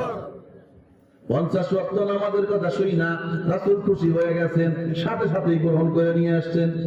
রাসূল যখন বিদায় নিয়ে 6ষ্ঠ আসমানে আসছেন, হযরতে মূসা আলাইহিস সালাতু ওয়াস সালামের কাছে সাক্ষাৎ হয়ে গেছে। মূসা ডাক দিয়ে বলেন, ও মুহাম্মদ, আল্লাহর দরবারে গেলেন, দোস্তর বাড়িতে গেলেন, দোস্ত আপনাকে কি দিছে? রাসূল খুশি হয়ে বলেন, 50 ওয়াক্ত নামাজ আমার জন্য হাদিয়া দিয়েছেন।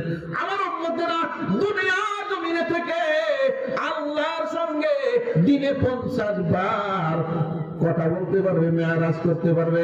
আমি তো একবার মাত্র আল্লাহর সঙ্গে দিদার করেছি, আমার উম্মতেরা দিনে 50 বার আল্লাহর সঙ্গে সাক্ষাৎ করবে। সুবহানাল্লাহ বলেন না?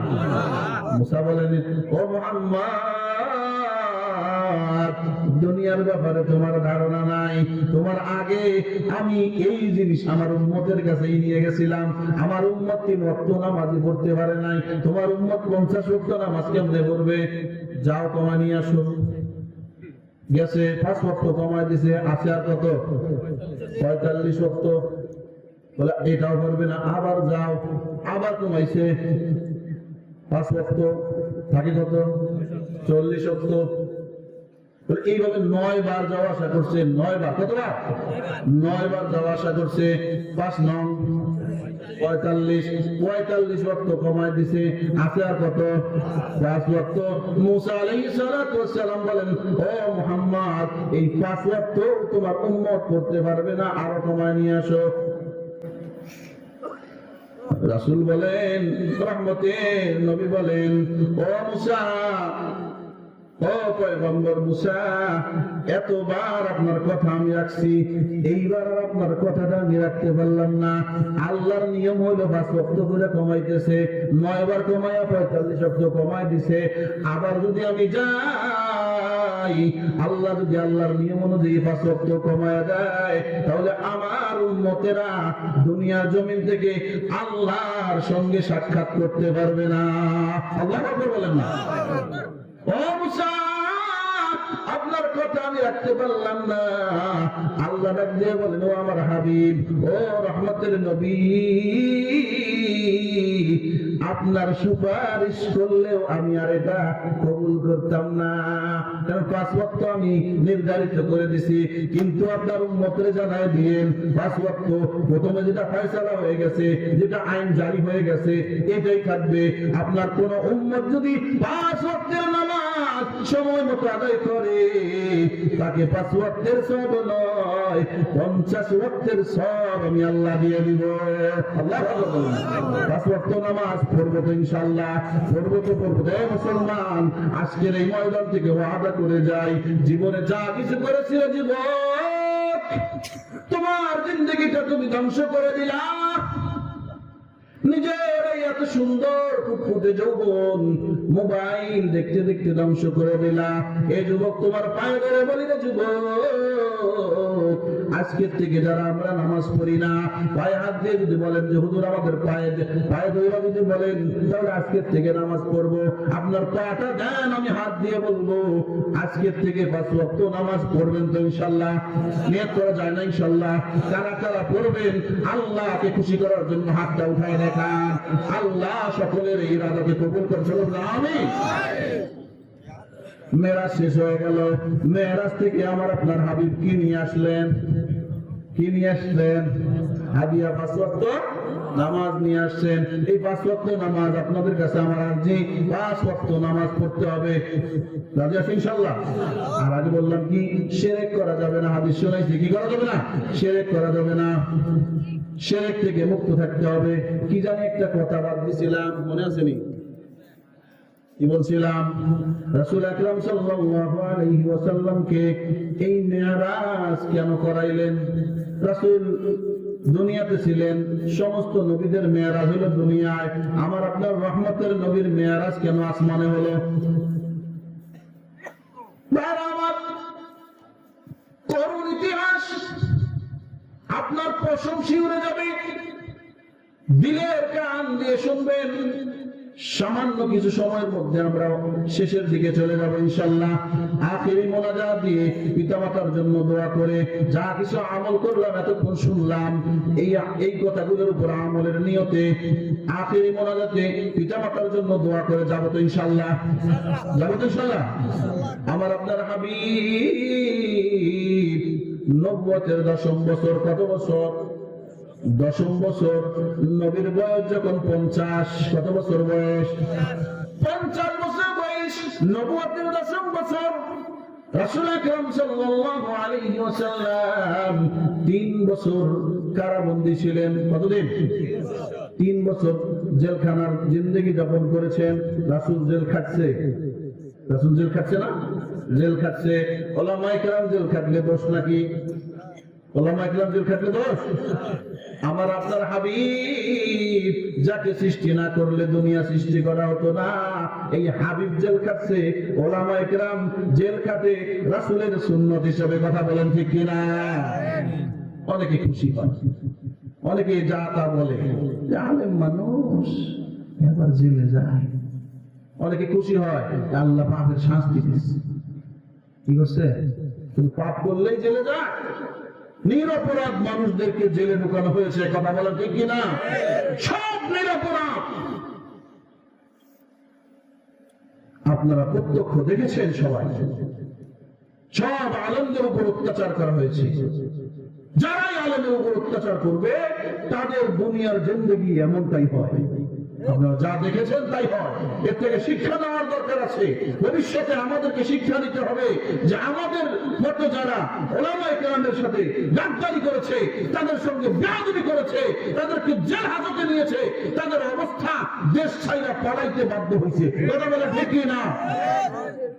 ভবিষ্যতে যারা এরকম ওলামায়ে কেরামের সঙ্গে বেয়াদবি করার চিন্তা ভাবনা রাখবে, ভবিষ্যতে যারা ওলামায়ে কেরামের সঙ্গে গাদ্দারি করার চিন্তা ভাবনা রাখবে, ওলামায়ে কেরামকে শাস্তি দেওয়ার চিন্তা ভাবনা রাখবে, তাদের অবস্থাও এমন হবে দেশ ছাইরা পলাইতে বাধ্য হবে। কথা বলে ঠিক কিনা? জেলখাটা রাসূলের সুন্নাত। রাসূল 3 বছর কারাবন্দী যাপন করছেন।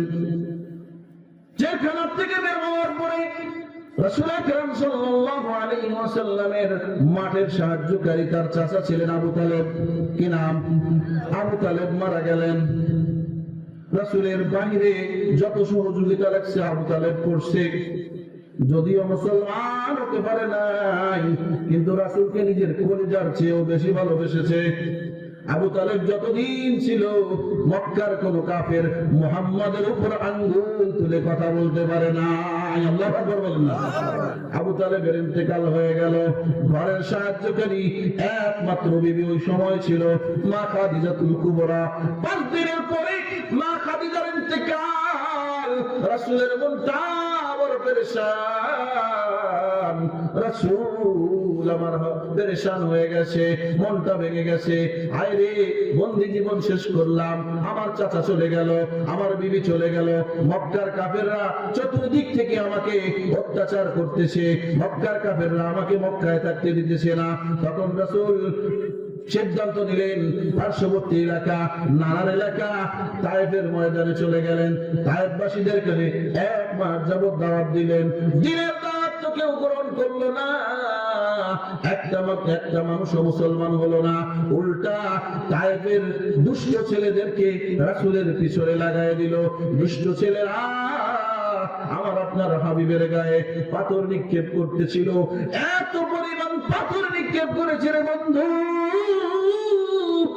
যেই শরীরের মধ্যে মশা এবং মাছি বসা হারাম ছিল, এই শরীরের মধ্যে তায়েফের দুষ্ট ছেলেরা, তায়েফের দুষ্ট বালকেরা চক্কা চক্কা পাথরগুলো নিক্ষেপ করতেছিল। রাসূলের শরীর থেকে রক্ত ঝরতে ঝরতে রাসূলের শরীরের রক্তগুলো জুতা মুবারকের মধ্যে জমে জুতা আর পা একত্রে লেগে গেছে।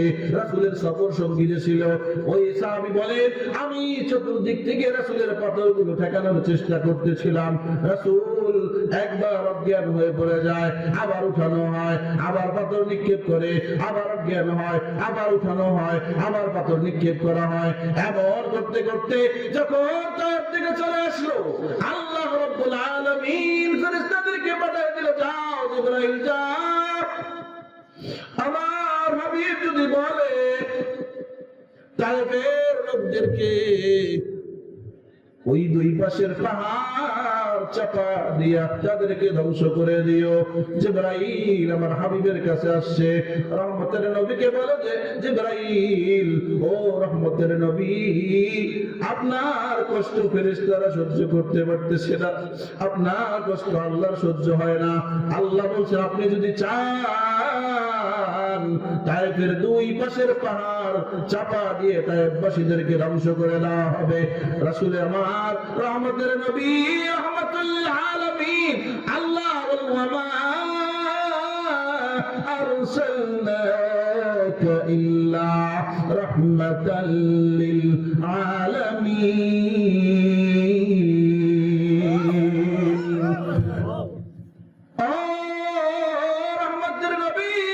আপনি শুধু একবার ইশারা করেন তায়েফবাসীকে ধ্বংস করে দেব। রহমতের নবী দেখেন কি বলেন, এত কষ্টের পরে ও ভাই জিবরাইল, তায়েফবাসীরা আমাকে ছেড়ে নাই।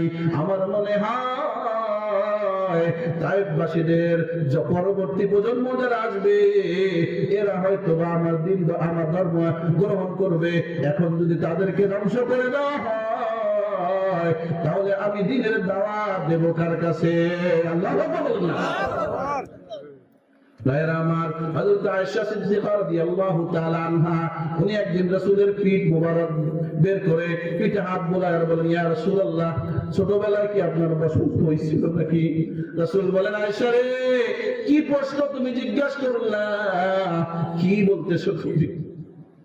যেই শরীরের মধ্যে মশা মাছি বসা হারাম, এই শরীরের মধ্যে বসন্ত হয় কেন? আমার দোস্ত, আমার মাওলা, আমার রব এই শরীরের মধ্যে মশা মাছি বসা হারাম করে দিয়েছেন। আমার শরীর থেকে যেই ঘাম বের হয়, আমার সাহাবীরা এই ঘামকে আতর হিসাবে ব্যবহার করে। ও আয়েশা, কোন কথা স্মরণ করায় দিলা, কলিজার ব্যথাটা জাগ্রত হয়ে গেল।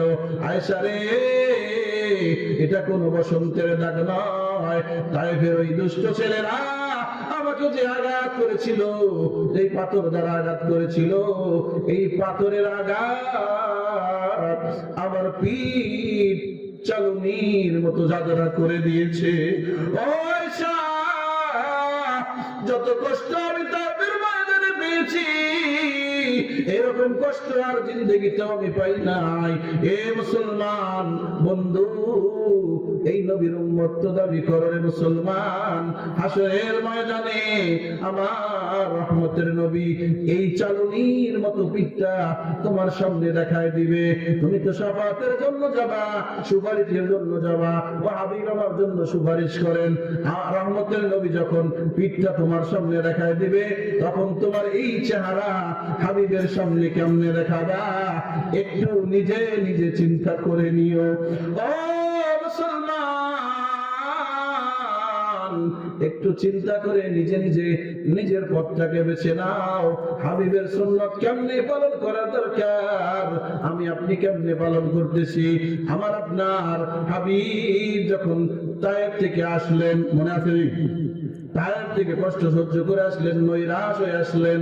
এখন মক্কার আবু জেহেল সহ সমস্ত কাফিররা বলতেছে, মুহাম্মদ, এ মুহাম্মদ, তুমি তো বলো আল্লাহ তোমার সঙ্গে আছে, কই তোমার আল্লাহ? তোমার নিজের অবস্থাটা দেখাই দেখো, আমরা তোমাকে স্থান দিলাম না, আমরা তোমাকে স্থান দিলাম না, তোমার চাচা মরে গেল, তোমার বিবি মরে গেল, তাইফে চলে গেল, তাইফের মানুষরা তোমার দিন ধর্ম তো গ্রহণ করলই না, উল্টা বালকদেরকে দিয়ে তোমাকে পাথর নিক্ষেপ করায় দিল। তোমার ইজ্জত সম্মান কোথায়? কোথায় তোমার ইজ্জত সম্মান? আল্লাহ রাব্বুল আলামিনের রহমতের মুহাব্বতের দরিয়ার মধ্যে জোশ মেরে গেছে। আল্লাহু আকবার বলেন। আল্লাহ রাব্বুল আলামিন ডাক দিয়ে বলেন, জিবরাইল আর সহ্য করা যায় না, এই বানরেরা কয় কি, এই শয়তানেরা কয় কি, আমার হাবিবের বলে ইজ্জত নাই, আমার হাবিবের বলে সম্মান নাই। যাও, আমার হাবিবকে আমি কি সম্মান দিয়েছি, এই সম্মানটা আমার হাবিব কত সম্মানের অধিকারী, এই কুলাঙ্গারদেরকে দেখায় দাও। আল্লাহু আকবার বলেন। এরপরে এই যে তায়েফের ঘটনার পরে আল্লাহ রাব্বুল আলামিন তার হাবিবকে দাওয়াত দিয়ে বাইতুল্লাহ থেকে নিয়ে বাইতুল মুকাদ্দাস, এখান থেকে নিয়ে একবারে সপ্ত আসমানের উপরে আরশে মহল্লায় আল্লাহর বাড়িতে আল্লাহর সাথে সাক্ষাৎ করে গল্প। আল্লাহ দেখা দিতেছে, এ দুনিয়ার গান্দা পরিবেশের, গান্দা বিবেকের, গান্দা আকলের লোকেরা, তোমরা বলো যে আমার হাবিবের সম্মান নাই, দেখো আমি সম্মান কেমনে দিই। সুবহানাল্লাহ। কিতাবের মধ্যে আসছে, রাসূলের যখন জন্ম হয়, জন্মের পরে ফেরেশতারা রাসূলকে নিয়ে পুরা পৃথিবী ঘুরায় দেখাইছে, বন্ধুকে দেখাইতেছে, বন্ধুকে দেখাইতেছে, বন্ধু দেখেন সব পৃথিবীর সমস্ত মাখলুকদেরকে আমরা করি না, ছোট বাচ্চা হইলে চাচাকে দেখাই, এই যে দেখেন আপনার ভাতিজা হয়েছে, দাদাকে দেখাই, এই আপনার নাতি হয়েছে, নানাকে দেখাই, এই আপনার নাতি হয়েছে, দেখাই না? আল্লাহ রাব্বুল আলামিন সব মাখলুকদেরকে দেখাইছে, এই দেখো আমার বন্ধু, দেখো আমার বন্ধু, আমি কার সঙ্গে বন্ধুত্ব করেছি, কাকে আমি বন্ধু বানাইছি, দেখে রাখো। সুবহানাল্লাহ বলবেন না? আর এই মেরাজের সময় রাসূলকে সব মাখলুকের উপরে নিয়ে গেছে, সবার উপরে নিয়ে গেছে। এখন রাসূলকে দেখাইতেছে, রাসূল আমার, হাবিব আমার, দোস্ত আমার, সব মাখলুক তো আপনাকে ছোটবেলায় দেখছে, এখন আপনি দেখেন সমস্ত মাখলুক আপনার জন্য আমি বানাইছি। সুবহানাল্লাহ।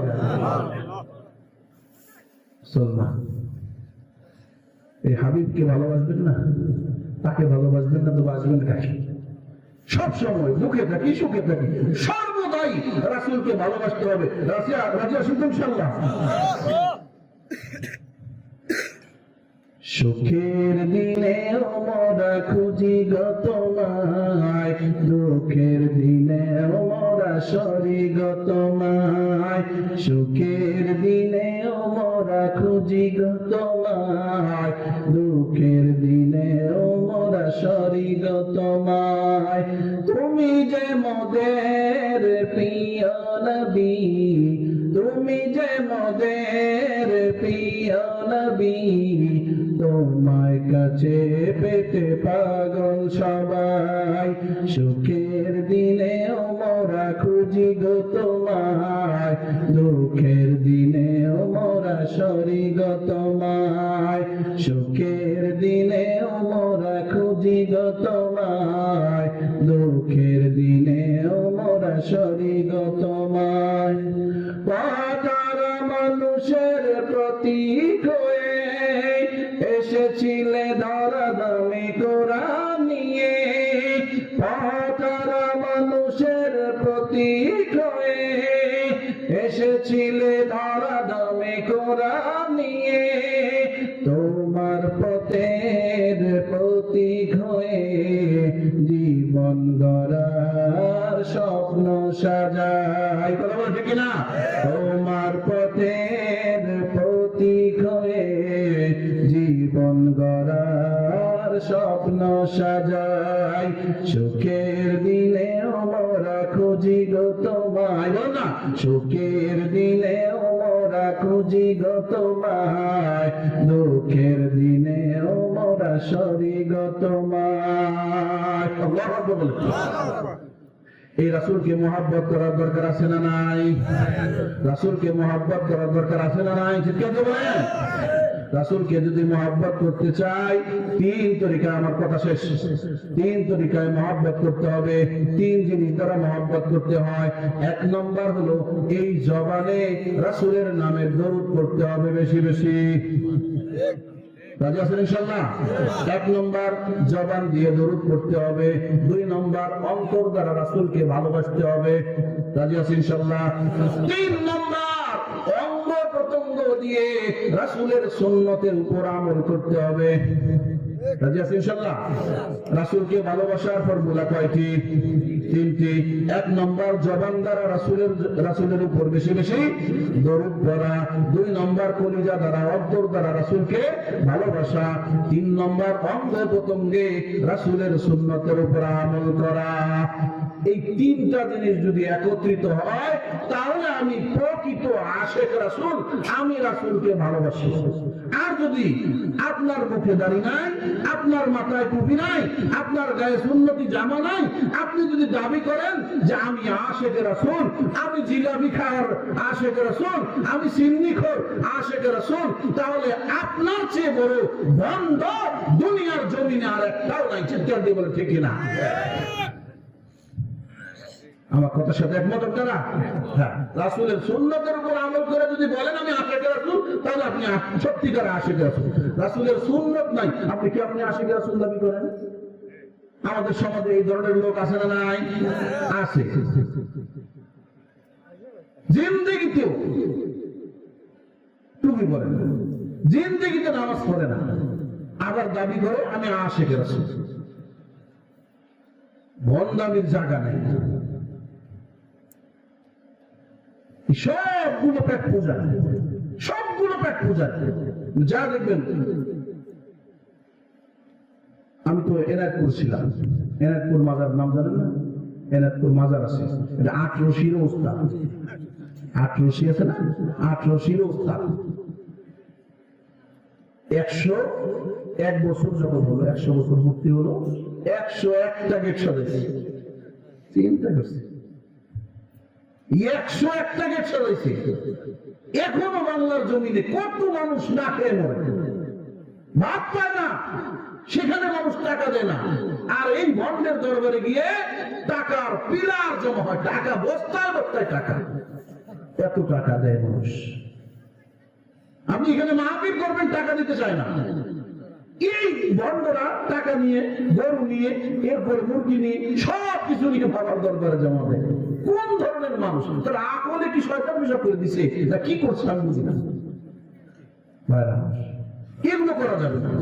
বেদাত আখেরি জামানায় আমাদেরকে বেদাত চতুর্দিক থেকে ঘিরে ধরছে। এই জামানায় আমার ঈমানকে হেফাজত করতে হবে, আমার ঈমানকে হেফাজত করতে হবে। বলে ঈমান, হাদিসে আসছে শেষ জামানায় ঈমানের হেফাজত করা আর জ্বলন্ত অঙ্গার হাতে রাখা এক হয়ে যাবে। এজন্য নিজের ঈমানকে হেফাজত করতে হবে। আমার ঈমান যেন কোনো চোরে চুরি না করতে পারে। সবাই দেখছে ওকে আপনাকে ধোঁকা দিবে। আপনার বিবেক আল্লাহ তাআলা দিয়েছেন, বলে এই বিবেক কাজে লাগায়া এরপরে আমাদেরকে সামনে অগ্রসর হতে হবে।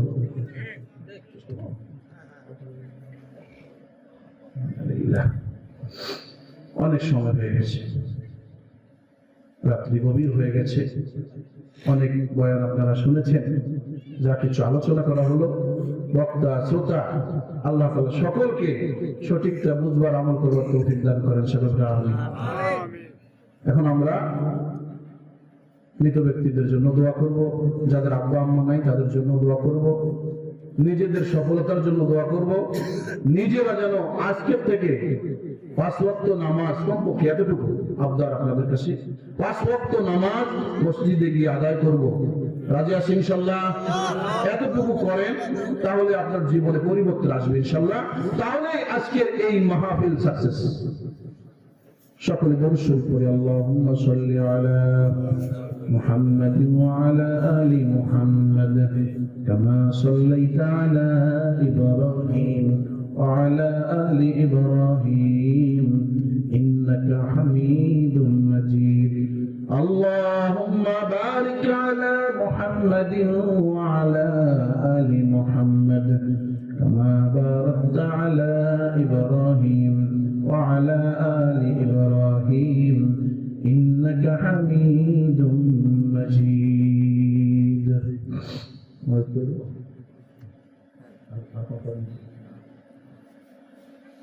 الحمد لله رب العالمين، والصلاة والسلام على سيد الأنبياء والمرسلين وعلى آله وأصحابه أجمعين.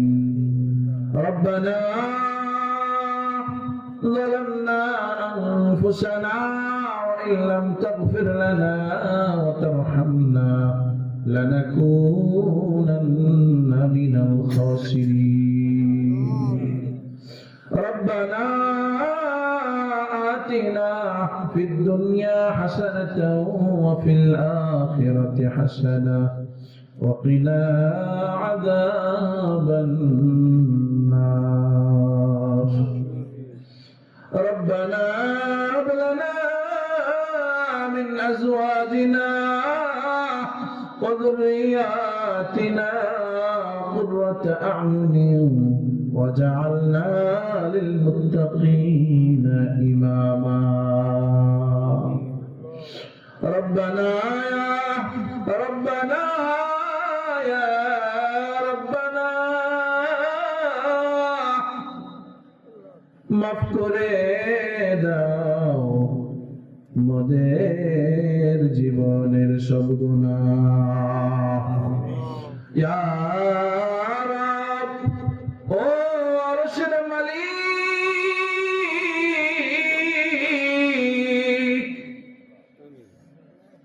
ও রব, গভীর রাতে ও মওলা কৈলাটি গ্রামে, ও মওলা আমরা কিছু গুনাহগার তোমার শাহজাদ দরবারে হাত দুখানা পেতে দিয়েছি। ও মওলা তাহাজ্জুদের অন্তরে মাবুদ, ও মওলা জিন্দেগি ভর নাফরমানি করেছি। মওলা জানা অজানা ইচ্ছায় অনিচ্ছায় রাতের অন্ধকারে প্রকাশ্যে গোপনে যত গুনাহ করেছিল মাওলা, কেউ না জানলে তুমি জানো। ও মাওলা আমাদের জিন্দেগির সমস্ত গুনাহ খাতা মাফ করিয়া দাও। ও আল্লাহ, কত দাড়ি পাকা মুরব্বীরা আমার সাথে হাত পেতেছিলে মাওলা, তোমার হাবিব বলেছে তুমি নাকি মুরব্বীদেরকে ও আল্লাহ ফিরাই দিতে লজ্জা বোধ করো। ও আল্লাহ, কত দাড়ি পাকা মুরব্বীরা হাত পেতেছিলে মাওলা, কত আল্লাহর ওলিরা হাত পেতেছে। ও আল্লাহ, যুবক সন্তান যুবকেরা হাত পেতেছে। ও আল্লাহ, উলামায়ে কেরাম হাত পেতেছে মাওলা, যার হাতটাকে পছন্দ করো তার উসিলায় আমাদের সবাইকে তুমি মাফ করিয়া দাও। ও আল্লাহ, গভীর রাত পর্যন্ত আমার আম্মা জানেরা বসে বয়ান শুনল রে মাওলা। ও আল্লাহ, আমি গুনাহগার, কোন যোগ্যতা নাই রে মাবুদ। ও আল্লাহ, টুদাবাটা কিছু কথা বললাম। ও আল্লাহ, সর্বপ্রথম আমাকে আমল করার তৌফিক দিয়ে দাও। ও আল্লাহ, যারা শুনলো তাদেরকেও তৌফিক দিয়ে দাও। ও হাবিব, ও মাওলা, তোমার হাবিবের সুন্নতের উপর আমল করার তৌফিক দিয়ে দাও। তোমার হাবিবকে ভালোবাসার তৌফিক দিয়ে দাও। ও মাবুদ, তোমার হাবিবের সুন্নত অনুযায়ী চলার তৌফিক দিয়ে দাও। ও মাওলা, কত এতিম সন্তানের হাত পেতেছে, কারো মা নাই, কারো বাবা নাই। আল্লাহ, অন্ধকার কবরে শায়তানের মাওলা মা মা বললে মা ডাকের কোনো জবাব পাই না। দুনিয়ার এক প্রান্ত থেকে আরেক প্রান্তের খবর নেওয়া যায়। ঘরের পাশে আমার আম্মা যান কবরে শায়িত আছে। মাওলা ও আল্লাহ, আমার আব্বার খবরের কোনো খবর আমি নিতে পারি না। ও মাওলা, আব্বা আম্মার কত এতিম সন্তানেরা হাত পেতেছে রে মাওলা। আমি মুসাফির, ও মাওলা তোমার কাছে ফরিয়াদ করে মাবুদ, ওই আব্বা আম্মার খবরের আযাব মাফ করিয়া দাও। ও আল্লাহ, আমার যেই ভাইরা ওয়াদা করলো মাওলা 5 ওয়াক্ত নামাজ পড়বে, ও আল্লাহ তাদেরকে ওয়াদার উপর টিকে থাকার তৌফিক দিয়ে দাও। আল্লাহ প্রত্যেককে তুমি 5 ওয়াক্ত নামাজি বানাইয়া দাও। ও আল্লাহ, আমাদের প্রত্যেককে তুমি জান্নাতি হিসাবে কবুল আর মঞ্জুর করে নাও। ও আল্লাহ, ওই জাহান্নামের ভয়ঙ্কর আযাব সহ্য করতে পারবো না মাওলা। জাহান্নামের শাস্তি সহ্য করতে পারবো না। আদর করে মানুষ আল্লাহ বানায়া, কেমনে দিবা জাহান্নামে ফেলিয়া। ক্ষমা যদি নাহি করো আল্লাহ বান্দারে, বলো তোমার বান্দা যাইবে কারদারে। ও বাবু, ফকির এক বাড়িতে ভিক্ষা না পাইলে অন্য বাড়িতে চলে যায়। ও আল্লাহ, এক দরজা বন্ধ থাকলে অন্য দরজা আঘাত করে। মাওলা রে, তোমার দরজা ছাড়া কোন দরজা আমাদের জন্য নাই। ও মাওলা, আমাদের মাফ করিয়া দাও। ও আল্লাহ, আমাদের মাফ করিয়া দাও, আমাদের মাফ করিয়া দাও। আল্লাহ, আমাদের পিতা মাতা আত্মীয় স্বজন প্রতিবেশী উস্তাদ ছেলে মেয়ে স্ত্রী পরিবার বন্ধু বান্ধব শ্বশুর শাশুড়ি প্রত্যেকের জিন্দেগির সমস্ত গুনাহ খাতা মাফ করিয়া দাও।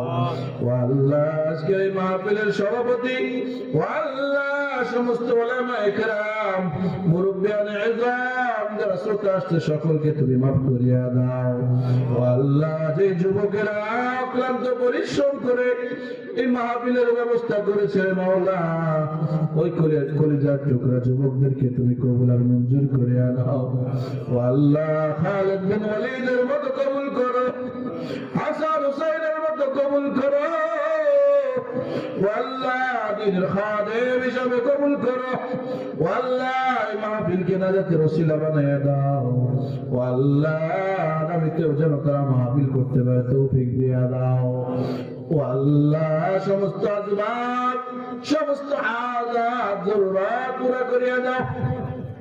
ও আল্লাহ, আমার মা বোনেরা গভীর রজনী পর্যন্ত ও আল্লাহ তোমার মহব্বতে, তোমার হাবিবের মহব্বতে, উলামায়ে কেরামের মহব্বতে ও আল্লাহ এই কনকনে শীতের মধ্যে বসে আজ শুকলো রে মাওলা। ও আল্লাহ, জানি না কোন মায়ের সন্তান নাই।